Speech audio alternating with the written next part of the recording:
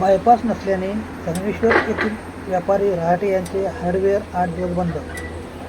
Canara bank, सेतू, MSCB कार्यालयात जाण्यास रस्ता नाही. खुदाईमुळे अरुंद रस्ता असताना सुरक्षेची कोणतीही काळजी नसल्याने अनेक दुचाकी आणि पादचारी खोदलेल्या चरात पडून जखमी होत आहेत.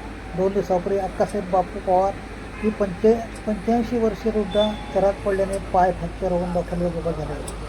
येथील ठेकेदाराचा निष्काळजीपणा हा प्रवाशाच्या आणि वाहन चालकांच्या जीवाची खेळ असल्याचे बोलले जाते.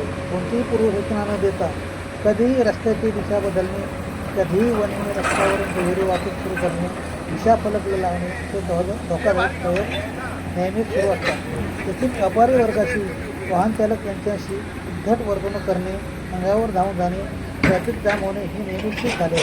या ठेकेदाराला कोणाचे भय राहिले नसल्याने रहिवाशांच्या जीवाशी खेळ सुरू झाला आहे.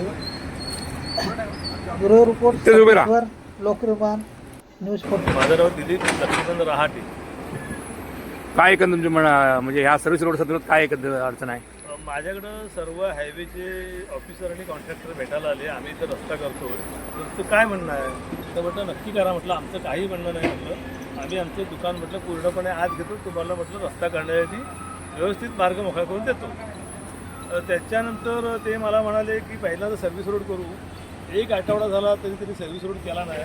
आणि नंतर त्यांनी काय केलं, आमचं सर्व्हिस रोड न करता हायवेचं काम चालू केलं. आणि हायवेचं काम चालू केल्यामुळं आमच्याकडे सतत 4 दिवस झाले एकही गिराईक आमच्या दुकानामध्ये येत नाही, रस्ता बंद असल्यामुळे. एकही गिराईक येत नाही. त्यामुळे मी आज असा निर्णय घेतला की रस्त्याला उभं राहून तिथं गाडी लावून त्यांना सांगितलं, माझा जर सर्व्हिस रूट चालू करणार असाल तरच तुम्हाला मी परमिशन देतो चालू करायला. ही एक घटना झाली. दुसरी घटना, इथं रोड केला, रोडच्या बाजूला गर्डर नाही. रोडच्या बाजूला कुठलीही सुरक्षित गर्डर सिस्टीम नसल्यामुळं बऱ्याचशा गाड्या खाली पडत आहेत. एक वयस्कर बाई एकदा रस्त्यावरून खाली पडली, तिच्या डोक्याला मार लागला, तिचा पाय फ्रॅक्चर झाला.